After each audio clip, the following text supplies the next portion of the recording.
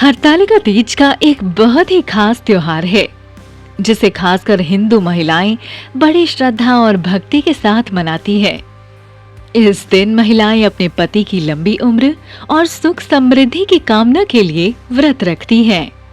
हरतालिका तीज का नाम हर और तालिका शब्दों से मिलकर बना है, जहां हर का मतलब है हर लेना और तालिका का मतलब है सखी। इस त्योहार का नाम इसलिए पड़ा क्योंकि माता पार्वती की सखी ने उन्हें उनके पिता से हर लिया था ताकि उनका विवाह भगवान शिव से हो सके। इस व्रत की खास बात यह है कि इसे निर्जला बिना पानी के रखा जाता है, जो इसे और भी कठिन और विशेष बनाता है। हरतालिका तीज सिर्फ व्रत ही नहीं बल्कि यह एक ऐसा दिन है जब महिलाएं 16 श्रृंगार करके माता पार्वती और भगवान शिव की पूजा करती है। यह व्रत माता पार्वती के भगवान शिव को पाने के लिए किए गए तपस्या का प्रतीक है और इसे करने से महिलाओं को वैसा ही पति पाने का आशीर्वाद मिलता है जैसा माता पार्वती को मिला था। तो इस त्योहार का धार्मिक और सामाजिक दोनों ही दृष्टियों से बहुत बड़ा महत्व है और इसे मनाना हर महिला के जीवन में एक विशेष स्थान रखता है। हरतालिका तीज की तैयारी एक महत्वपूर्ण और खास प्रक्रिया होती है जिसमें कई चीजें शामिल होती हैं। यहाँ कुछ मुख्य बातें हैं जिनका ध्यान रखना चाहिए। सामग्री की तैयारी। पूजा के लिए आवश्यक सामग्री पहले से ही तैयार कर लें। इसमें भगवान शिव और माता पार्वती की मूर्ति या तस्वीर, पीला वस्त्र, फूल, धूप, दीप, चंदन, अक्षत, चावल, फल, मिठाई, पान, सुपारी, नारियल और कुमकुम शामिल होते हैं। इसके अलावा तीज की थाली में मेहंदी, काजल, चूड़ियां, बिंदी और 16 श्रृंगार के अन्य सामान भी शामिल करें जो आप पूजा के दौरान माता पार्वती को अर्पित करेंगी। व्रत की तैयारी। हरतालिका तीज का व्रत निर्जला होता है, यानी इस दिन कुछ भी खाया पिया नहीं जाता। इसलिए व्रत रखने से पहले मानसिक और शारीरिक रूप से तैयार रहना बहुत जरूरी है। व्रत रखने से पहले सुहागन महिलाएं एक रात पहले मेहंदी लगवाती हैं और अपनी सखियों के साथ मिलकर तीज की तैयारियों को लेकर चर्चा करती है। स्नान और श्रृंगार। व्रत के दिन सुबह जल्दी उठकर स्नान करें और नए या साफ कपड़े पहनें। 16 श्रृंगार करके खुद को तैयार करें, जिसमें चूड़ियां, बिंदी, सिंदूर, मेहंदी, काजल और आभूषण शामिल है। 16 श्रृंगार करने का महत्व यह है कि इससे माता पार्वती की कृपा प्राप्त होती है और महिलाओं को सुख समृद्धि का आशीर्वाद मिलता है।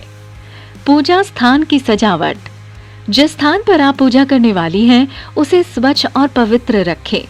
फूलों से सजावट करें और भगवान शिव और माता पार्वती की मूर्ति या तस्वीर को स्थान पर रखें। पूजा के लिए आसन और पूजा की थाली पहले से तैयार रखें ताकि पूजा के समय किसी भी चीज की कमी न हो। यह तैयारी न केवल आपकी पूजा को प्रभावी बनाती है बल्कि पूरे माहौल को भी पवित्र और उत्सवमय बना देती है। हरतालिका तीज के व्रत में हरतालिका कथा का बहुत बड़ा महत्व है। इस कथा के बिना व्रत अधूरा माना जाता है क्योंकि यह कहानी ही इस व्रत की नींव है। इस कथा में माता पार्वती और भगवान शिव के विवाह की पवित्र और प्रेरणादायक कहानी सुनाई जाती है। यहाँ इस कथा का सारांश है। माता पार्वती की तपस्या। माता पार्वती ने भगवान शिव को पति के रूप में पाने के लिए घोर तपस्या की थी। उन्होंने हिमालय पर्वत पर कठिन तपस्या की, जिसमें उन्होंने कठोर नियमों का पालन किया और वर्षों तक अन्न जल का त्याग किया। पार्वती जी के पिता। पार्वती जी के पिता राजा हिमालय उनकी इस कठिन तपस्या से बहुत चिंतित थे। वे चाहते थे कि पार्वती का विवाह भगवान विष्णु से हो जाए क्योंकि वे भगवान विष्णु को एक आदर्श वर मानते थे।